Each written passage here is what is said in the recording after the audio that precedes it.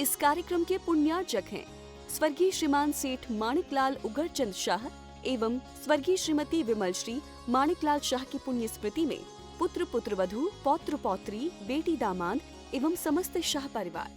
ओम नमः सिद्धेभ्य। नमो नमः सत्हितंकराय वीराय भव्याम्बस्कराय अनंतलोकाय सुराचिताय देवादिदेवाय नमो जिनाय।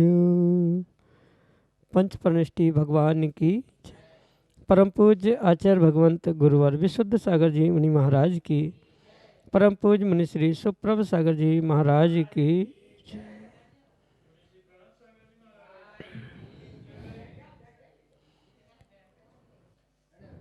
जो प्राणी मात्र के हित के लिए सदैव तत्पर रहते हैं, जो बिना किसी अपेक्षा के बंधु हैं, ऐसे परम उपकारी अरिहंत निर्ग्रंथ भगवंत हुआ करते हैं। और उन उपकारों की श्रृंखला में ही परम पूज्य आचार्य भगवंत गुरुवर विशुद्ध सागर जी महाराज के मंगल सुभाषित से हम सभी को वह अनूठी विधा समीचीन विकल्पों का सम्यक समाधान के रूप में प्राप्त हो रही है, जो कि परम पूज्य मुनिश्री सुप्रभ सागर जी महाराज द्वारा प्रदत्त विधा, जो हमारे आत्मकल्याण के लिए परम कार्यकारी उपाय है। क्योंकि मन का विकल्प दुख का कारण है और विकल्प की समीचीनता के साथ उसका सम्यक समाधान प्राप्त करना ही वह हमारे लिए परम आह्लाद और सुख को उत्पन्न कराने वाली होती है। ऐसे आत्मकल्याण की विधा समीचीन विकल्पों का सम्यक समाधान प्रारंभ करते हैं। और आज के पहले विकल्प के लिए जया रविंद्र जैन गहाणकर अमरावती महाराष्ट्र से महाराष्ट्र के चरणों में बारंबार नमोस्तु निवेदित करते हुए अपना समीचीन विकल्प रख रहे हैं कि महाराज जी, सप्तभंगी की व्याख्या में अव्यक्त भंग के साथ जो 3 प्रकार के भंग बने हैं, उन्हें सरल भाषा में समझाने की अनुकंपा करें। नमोस्तु महाराज जी, नमोस्तु। ओम नमः सिद्धम। परम पूज्य आचार्य भगवान गुरुवर विशुद्ध सागर जी महाराज की।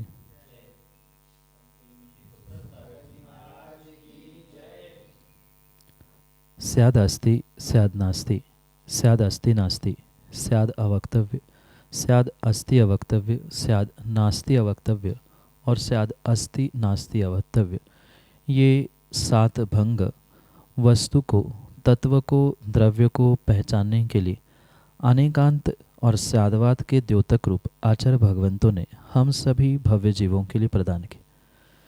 प्रत्येक भंगों की अपेक्षा से द्रव्य को, द्रव्य की व्याख्या को, वस्तु की व्याख्या को समझना परम आवश्यक हुआ करता है। जब तक उन 7 भंगों का या किसी एक भंग का भी यथार्थ बोध नहीं होता, तब तक तत्वों का, वस्तु का यथार्थ निर्णय होना संभव नहीं हो सकता। इसलिए प्रत्येक उस अंग की या प्रत्येक भंग की स्वतंत्र पहचान, उसका अभिप्राय जो है, उसे व्यवस्थित समझने की आवश्यकता है। जो स्याद अस्ति है वह कथनचित है, स्याद नास्ति है वह कथनचित नहीं है। स्याद अस्ति स्याद नास्ति यानी जो तीसरा भेद अस्ति नास्ति रूप मिश्र कहा, वहाँ कथनचित है नहीं। और चौथा कथनचित अवक्तव्य या स्याद अवक्तव्य जो कहा है, वहाँ एक समय में जो उस होना नहीं होना, इसका कथन करना संभव नहीं होने से वह चौथा भेद अवक्तव्य रूप प्रकट होता है। सीधी सी बात है, कोई भी वस्तु अपने स्वचतुष्टय की अपेक्षा से है, पर चतुष्टय की अपेक्षा से नहीं है। और एक ही साथ वह है भी और नहीं, पर तीसरे के बाद चौथा जब भी भंग बनेगा, तब एक समय पर है या नहीं है, ये एक साथ कहना संभव नहीं होता। इसलिए चौथा भंग अवक्तव्य, वक्तव्य यानी कहना, अवक्तव्य यानी नहीं कह पाना, एक साथ है भी और नहीं भी, ऐसा एक साथ कथन करना संभव नहीं होने से वह अवक्तव्य भंग प्राप्त होता है। और उस अवक्तव्य के साथ ही शेष 3 और भंगों को जोड़कर 7 भंग बनते हैं। आचार्य भगवंत अपने आप्तमीमांसा ग्रंथ देवागम स्तोत्र में बहुत अच्छी बात समझाते हुए कहते हैं कि मुख्य रूप से 4 ही भंग हुआ करते हैं, स्याद अस्ति, स्याद नास्ति, स्याद अस्ति नास्ति और स्याद अवक्तव्य।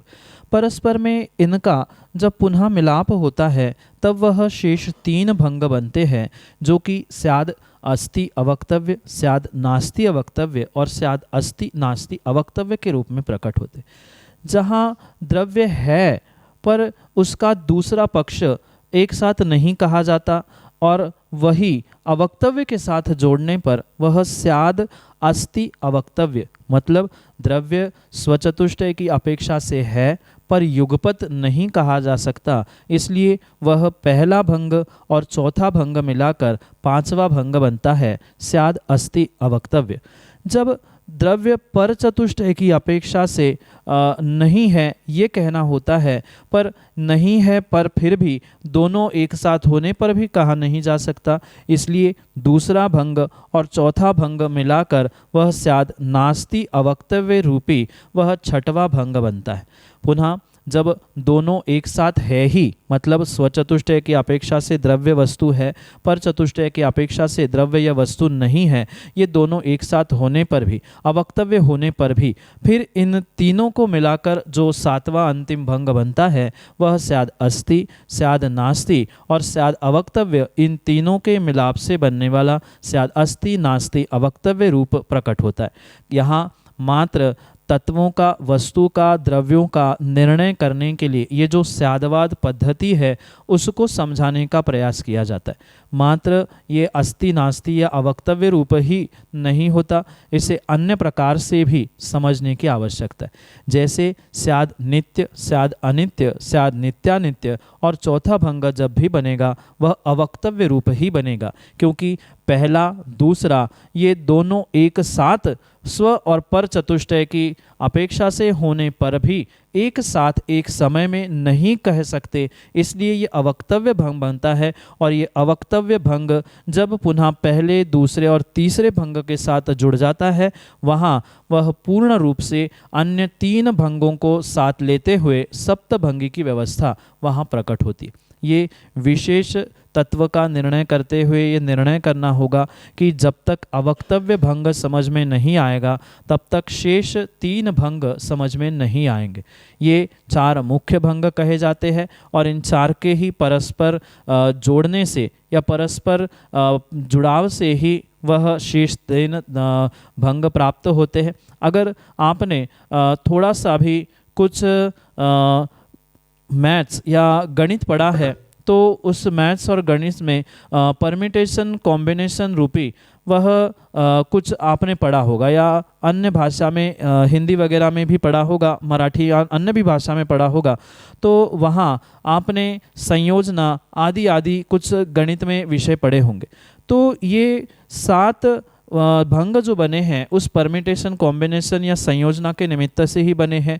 3 वस्तुएं सामने हैं, 3 में से कितने निकालना, एक बार 1, फिर दूसरी बार 2 और तीसरी बार 3, ऐसे करते हुए उन 3 से अधिकतम 7 ही भंग बनते हैं। एक के, फिर 2 के, फिर 3 के, ऐसे 7 ही भंग बनते हैं। इसलिए इनकी ये मिलाने से ये 7 भंगों की अवक्तव्य भंग आदि की व्यवस्था बनती है। यही संक्षेप से आपके लिए सप्तभंग समझने के लिए आवश्यक पर्याप्त ज्ञान है। विशेष समझने के लिए आपको प्रत्यक्ष रूप से किसी गुरु निर्ग्रंथ के पास बैठकर या किसी विद्वान के पास बैठकर ही समझना होगा, क्योंकि समय के अभाव में ये इतना अधिक विस्तार करना इस विषय का संभव नहीं है। फिर भी संक्षेप में आपके लिए यही सम्यक समाधान। सागर मध्य प्रदेश से श्रेयांश जैन LIC महाराज श्री के चरणों में कोटि कोटि नमोस्तु निवेदित करते हुए अपना समीचीन विकल्प रख रहे हैं कि महाराज जी अष्टमी चतुर्दशी को तत्वार्थ सूत्र क्यों नहीं पढ़ा जाता। हमारे समीचीन विकल्प का सम्यक समाधान करने की अनुकंपा करें। नमोस्तु महाराज जी, नमोस्तु। आचार्य भगवंतों ने सम्यक ज्ञान के 8 भंग या 8 अंग कहे। जहाँ उन 8 अंगों का व्याख्यान करते हुए आचार्य भगवंत कालाचार का बोध कराते हैं, यानी किस समय पर ग्रंथों का स्वाध्याय करना चाहिए, नहीं करना चाहिए, किस समय पर किन ग्रंथों का करना चाहिए, नहीं करना चाहिए, इस विषय को प्राप्त करना, समझना, यही कालाचार है। काल और उस काल के अनुसरण करता हुआ आपका आचरण, स्वाध्याय, ये कालाचार अंग कहलाता है सम्यक ज्ञान का। तो इस सम्यक ज्ञान के कालाचार अंग के निमित्त से ही अष्टमी, चतुर्दशी आदि पर्व के दिनों में सूत्र ग्रंथों का, सिद्धांत ग्रंथों का पाठ करने का आगम में आचार्य भगवंतों ने निषेध किया है। मात्र अष्टमी चतुर्दशी ही नहीं, अपितु कुछ ऐसे विशेष दिन होते हैं जब कोई विश्वव्यापी ऐसा उपद्रव, उपसर्ग या विपरीत कार्य हुआ है, नगर में उल्कापात हो रहा है, अग्निदाह हो रहा है, कोई बहुत बड़े अधिकारी, राजा आदि का कुछ घात हुआ है, उसकी मृत्यु हुई है, ऐसे विपरीत समय में ये सिद्धांत ग्रंथ, सूत्र ग्रंथ पढ़ने का पूर्ण रूप से निषेध है। अष्टमी चतुर्दशी को हमारे आगम ग्रंथों में शाश्वत पर्व कहा जाता है और इन शाश्वत पर्व के दिनों में भगवान की भक्ति करना, उपवास, व्रत आदि साधना करना, इसकी तो आज्ञा प्रदान की है, पर इन दिनों में सिद्धांत ग्रंथ और सूत्र ग्रंथों का स्वाध्याय अध्ययन करने का निषेध ही प्राप्त होता है, क्योंकि तत्वार्थ सूत्र सामान्य रूप से सूत्र ग्रंथ स्वीकार किया जाता है और सूत्र ग्रंथ होने की अपेक्षा से अष्टमी चतुर्दशी के दिनों में इन ग्रंथों का अध्ययन करना उचित नहीं है। और एक विशेष बात भी इस समय पे समझने योग्य है कि अष्टमी चतुर्दशी जैसे प्रोषोदोपवास के दिन कहते हुए आचार्य भगवंतों ने विशेष साधना, तपस्या, भक्ति आदि करने की आज्ञा दी है, वहाँ स्वाध्याय रूप अन्य ग्रंथों का पठन पाठन करने में किंचित भी दोष नहीं है। पर इन विशेष दिनों में जैसे पर्व के दिन होते हैं, अति उत्साह के दिन होते हैं, अति दुख के दिन होते हैं, इन दिनों में अगर सूत्र ग्रंथ, सिद्धांत ग्रंथ पढ़े जाते हैं तो हर्षातिरेक में या दुख के अतिरेक में व्यक्ति कहीं ना कहीं बहुत बड़ी भूल, बहुत बड़ी गलती करता है और उस भूल और गलती के निमित्त से ही वह सिद्धांत में, सूत्रों में, पठन पाठन में, उसके समझने में, उसके उच्चारण में कुछ गलती करते हुए पाप का आश्रयबंध कर सकता है। गलत अभिनिवेश, गलत अभिप्राय को प्राप्त करते हुए आगम ग्रंथों को, सूत्रों को गलत प्रकार से इंटरप्रेट कर सकता है, समझ सकता है, गलत धारणा में रख सकता है। इसलिए इन पर्व के दिनों में या इन विशेष दिनों में मुख्य रूप से इन सूत्र ग्रंथों का और सिद्धांत ग्रंथों का अध्ययन करने के लिए आगम में आचार्य भगवंतों ने निषेध किया है, क्योंकि अष्टमी चतुर्दशी पूर्ण रूप से शाश्वत पर्व माने जाते हैं।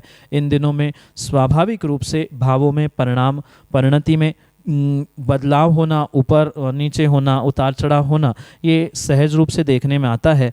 इसी कारण से अष्टमी चतुर्दशी के दिनों में तत्वार्थ सूत्र जैसे सूत्र ग्रंथों का, सिद्धांत ग्रंथों का पढ़ना उचित नहीं है और यही कालाचार का पालन करने के लिए अष्टमी चतुर्दशी के दिन तत्वार्थ सूत्र का पठन करने के लिए निषेध किया जाता है। यही आपके लिए सम्यक समाधान से। प्रफुल्ल जैन, इंदौर, मध्य प्रदेश से महाराज श्री के चरणों में बारंबार नमोस्तु निवेदित करते हुए कह रहे हैं कि महाराज जी, पूजन के मंत्रों में पुष्प और नैवेद्य चढ़ाते समय भ्या एवं शेष द्रव्य चढ़ाते समय भ्यों के साथ मंत्रों का प्रयोग क्यों किया जाता है? हमारे समीचीन विकल्प का सम्यक समाधान करने की अनुकंपा करें। नमोस्तु महाराज जी, नमोस्तु।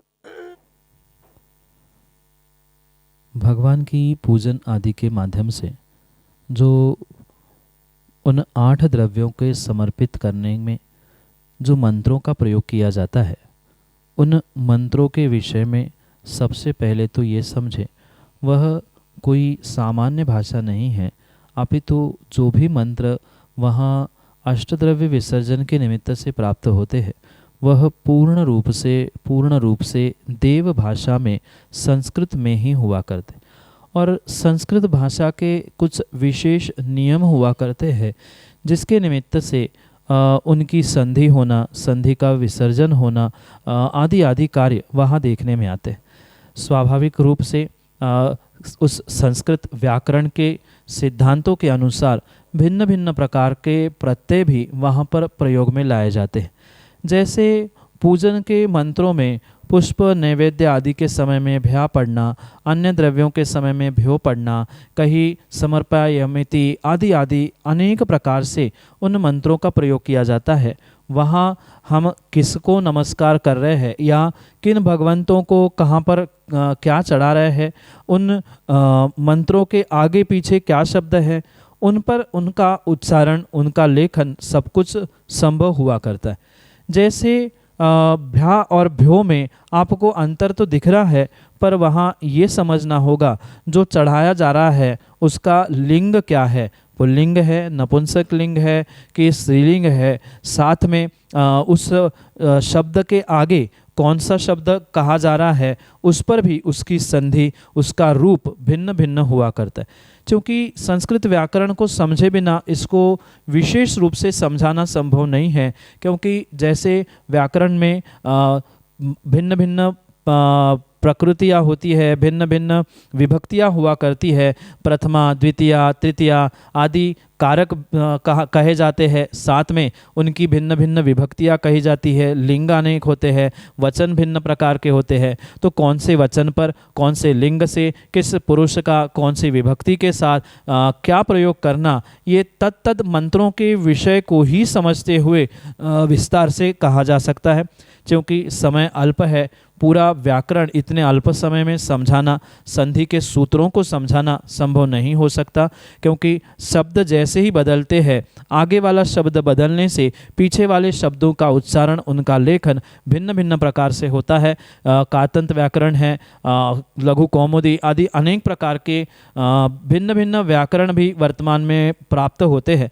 तो प्रत्येक भिन्न भिन्न उन संस्कृत व्याकरण के आलंबन से उसका उच्चारण, उनकी विभक्ति, उनका प्रत्यय, साथ में उनकी संधि आदि आदि भिन्न प्रकार से प्राप्त होती है। और वैसा ही वहाँ समय समय पर उसका उच्चारण, उसका लेखन भी बदल जाता है। इसलिए सामान्य रूप से यही समझे कि ये व्याकरण का ही विषय है, जो कि पुष्प नैवेद्य आदि चढ़ाते हुए भ्या शब्द और अन्य द्रव्यों के यहाँ भ्यो शब्द का प्रयोग करते हुए भिन्न प्रकार से उसको लिखा जाता है। यही आपके लिए सम्यक समाधान। रानीपुर उत्तर प्रदेश से समकित जैन महाराज जी के चरणों में बारंबार नमोस्तु निवेदित करते हुए अपना समीचीन प्रश्न कर रहे हैं कि महाराज जी, जैसे शिखर जी में कुछ लोग पर्वत की आदि वंदना करते हैं, तो उनको पुण्य मिलेगा या नहीं? हमारे समीचीन विकल्प का सम्यक समाधान करने की अनुकंपा करें। नमोस्तु महाराज जी, नमोस्तु। शिखर जी एक शाश्वत पर्वराज तीर्थराज है, जहाँ हमारे अनंतानंत सिद्ध भगवान मुक्ति को प्राप्त हुए। वह कोई आज की भूमि नहीं है, अपितु यह एक त्रैकालिक शाश्वत भूमि स्वीकार की जाती है, जिसके निमित्त से हमारे अनंतानंत 24 तीर्थंकर अनंतानंत भगवंत वहाँ से मुक्ति को प्राप्त हुए। ये श्रेष्ठतम पुण्य का उदय जब जीव प्राप्त करता है, तभी इस शिखर जी जैसे महान पर्वतराज की वह वंदना करने के भाव संजोता है। उन मात्र भावों से ही नहीं, अपितु उन भावों में भी और पुण्य में भी जब बहुत तीव्र पुण्य का उदय आता है, तभी जीव अपने उन भावों को साकार करते हुए भगवान की उन तीर्थराज समेत शिखर की वंदना को प्राप्त कर सकता है। कई सारे तो ऐसे जीव होते हैं जो भाव संजोकर वहाँ तक पहुँचते हैं, पर तीव्र पाप कर्म के उदय से वह शिखर जी के पहले टोक क्या कुछ कदम भी आगे नहीं चल पाते। ऐसा आचार्य भगवंतों ने लिखा है, जिसके नरक आती गति का, दुर्गतियों का बंध हो चुका है, वह कभी भी किसी भी प्रकार से शिखर जी की वंदना कर ही नहीं सकता। वह कितना ही भाव संजोए, पर शिखर जी की वह पहाड़ी को चढ़ना उसके लिए संभव नहीं हो सकता। कई सारे लोग ऐसे देखने में आते हैं जो गंधर्व नाला या सीता नाला तक पहुंचते हुए ही उनकी आंखों में दिखना बंद हो जाता है, अचानक से मधुमक्खियाँ उन पे टूट पड़ती है, या बहुत सारे ऐसे निमित्त बनते हैं जिस कारण से वह आगे तक पहुंचते ही नहीं है। कुछ लोग ऐसा नहीं होने पर भी प्रमाद के कारण से, स्वास्थ्य के कारण से या अन्य भी कुछ विषमता के कारण से पूरा पर्वत नहीं चढ़ पाते, मध्य से ही वापस आ जाते हैं। कुछ तो मध्य क्या पहुंचना मुश्किल, उनके 4 कदम भी रखना मुश्किल हो जाता है। ये अवश्य माने कि कहीं ना कहीं उनके पाप का उदय ही वहाँ होता है कि इतने भावों को संजोते हुए वह इतना पुरुषार्थ करते हुए वहाँ पहुँचने के बाद भी अपनी यात्रा को पूर्णता की ओर नहीं ले पाते, क्योंकि सातिशय पाप का उदय भी है। और माना कि उदय के साथ पुरुषार्थ भी करने का जीव प्रयास करे, पर तीव्र कर्मोदय के सामने जीव का पुरुषार्थ कभी फलीभूत नहीं होता। इसलिए ये अवश्य समझे कि वहाँ सातिशय पाप का उदय तो चल ही रहा है, पर नहीं करने से जो पुनः कर्मबंध वहाँ हुआ है वह भी उनके लिए आने वाले समय के लिए दुख देने वाला, पाप के उदय में ही परिवर्तित करने वाला निमित्त बन सकता है। ये अवश्य समझे, जो पुण्यात्मा विशेष पुण्य के साथ श्रद्धा भक्ति के साथ चढ़ता है वही सातिशय पुण्य को प्राप्त करता है। ये भी शायद आपने पढ़ा होगा, सुना होगा, भावत सहित वंदे जो कोई ताके पशु नरक गति नहीं हुई। जो सच्चे भावों के साथ, श्रद्धा के साथ इस सम्मेट शिखर की पूर्ण वंदना करते हुए श्रेष्ठतम कार्य, श्रेष्ठतम भाव करता है, वह नियम से नरक और तिर्यंच गति को प्राप्त नहीं होता। और स्वाभाविक सी बात है, जो पूर्ण नहीं कर पाता या भावों को अच्छे से नहीं कर पाता, क्योंकि आज बहुत सारे लोग शिखर जी पर चढ़ते हुए, यात्रा करते हुए, पिकनिक मनाते हुए, आदि आदि करते हुए दिखने में आते हैं, पर वे भाव सहित वंदना नहीं करते। कोई रोजी रोटी के लिए जा रहा है, कोई फोटो खींचने के लिए जा रहा है, तो वह पुण्य कमाने के लिए नहीं, पाप ही कमाने के लिए जाते हैं। साथ में जो वंदना पूर्ण नहीं कर पाते हैं, आधी ही छोड़ के भगाते हैं, या अन्य भी कोई विषमता बनती है, वह भी नियम से पाप के उदय के साथ पाप को बांधने वाले ही कार्य करते हैं। इसलिए ऐसे कार्यों से बचते हुए प्रयास यही करना चाहिए, कितना ही समय क्यों ना लगे, पर विषमता को समता में बदलते हुए तीर्थराज की पूर्ण वंदना करना ही श्रावकों का श्रेष्ठतम कार्य होता है। यही करने से पुण्य की, भावों की विशेषता प्राप्त करने से ही पुण्य की प्राप्ति होगी, अन्यथा नहीं। यही आपके लिए सम्यक समाधान। निखिल जैन नीसू, विदिशा मध्य प्रदेश से, अगले समीचीन विकल्प के लिए। नमोस्तु भगवान, मेरा प्रश्न यह है कि हम लोग को दीक्षा, निर्गन दीक्षा शादी के पहले लेना चाहिए या शादी के बाद? क्योंकि जो हमारे अधिकांश तीर्थंकर हैं उन्होंने दीक्षा तो शादी के बाद ही ली थी। मेरी समीचीन विकल्प का सम्यक समाधान करें। नमोस्तु महर्षि, नमोस्तु। त्यागाय श्रेयसे वित्त म वित्त संचिनोत्य स्वशरीर सपंकेन स्मस्यापति विलंपति। ऐसा पूज्यपाद स्वामी कहते हैं कि वह व्यक्ति मूढ़ है जो नहाने से पहले अपने आप को कीचड़ से लेप लेता है, कीचड़ में डुबकी लगाता।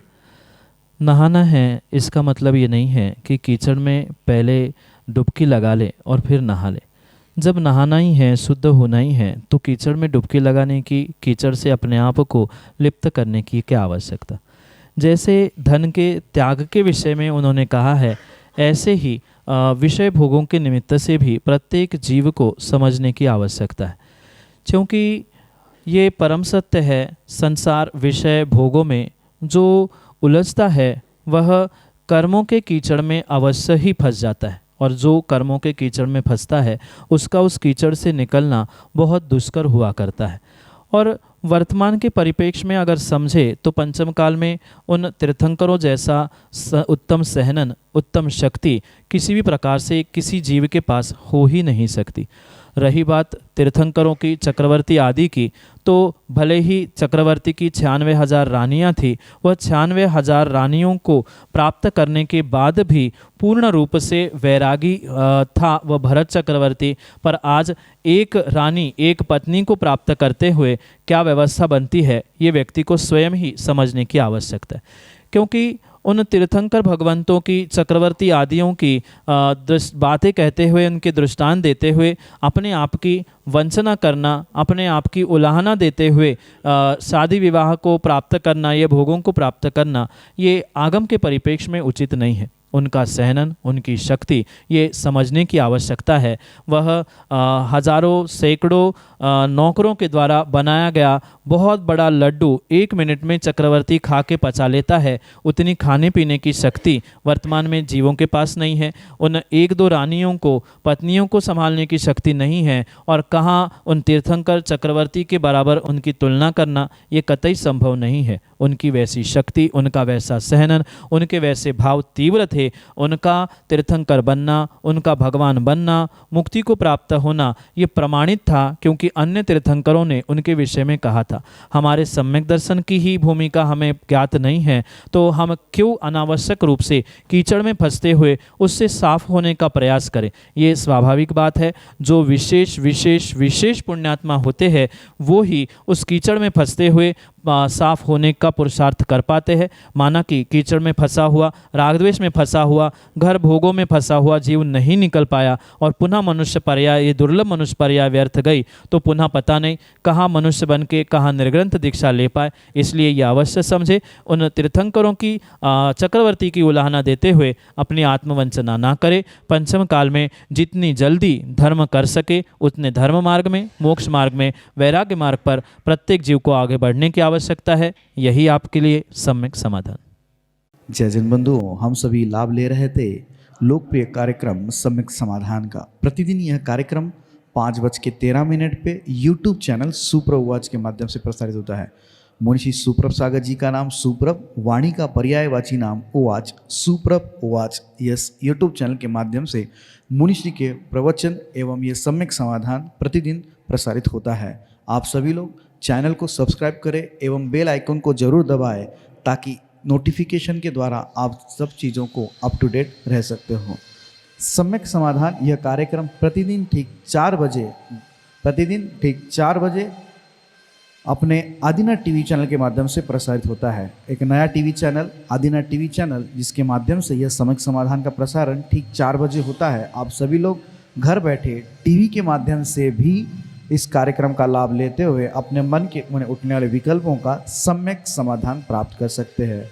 8707548811 यह हमारा व्हाट्सएप का नंबर है। आप इस व्हाट्सएप के नंबर पे अपने विकल्प भेज सकते हैं एवं इस विकल्पों को एकत्रित करके मुनिषी तक पहुंचाया जाएगा और मुनिषी के मुखारविंद से हम सभी लोग उसका सम्यक समाधान प्राप्त करेंगे।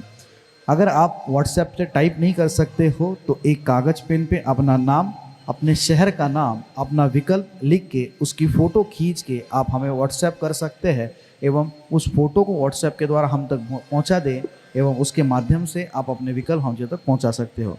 samyak.samadhan@gmail.com ये हमारी ईमेल की आईडी है। अगर आप ईमेल के माध्यम से आप अपने विकल्प भेजना चाहते हो, अपने ईमेल के माध्यम से अगर आप ज़्यादा उसको अपने विकल्पों को हम तक पहुंचाना चाहते हो तो हम अपने विकल्पों को आप जीमेल के माध्यम से samyak.samadhan@gmail.com इसके माध्यम से आप आपके विकल्प हमारे तक पहुंचा सकते हो। प्रतिदिन मुनिषी के प्रवचन 2:30 पे आदिनाथ टीवी चैनल के माध्यम से भी प्रसारित होते हैं। आप सभी लोग आदिनाथ टीवी चैनल के माध्यम से भी मुनिषी के प्रवचन का लाभ ले सकते हैं। आज के लिए इतना ही। ऐसे ही नाविन्यपूर्ण विकल्पों के साथ हम आप तक पहुंचते रहेंगे। तब तक आप देखते रहे सुप्रभ उवाच। आप सभी को जय जिनेन्द्र मुनिषी के चरणों में कोटिशा नमोस्तु नमोस्तु नमोस्तु। इस कार्यक्रम के पुण्यार्जक थे स्वर्गीय श्रीमान सेठ माणिकलाल उगरचंद शाह एवं स्वर्गीय श्रीमती विमल श्री माणिकलाल शाह की पुण्य स्मृति में पुत्र पुत्रवधू, पौत्र पौत्री, बेटी दामाद एवं समस्त शाह परिवार।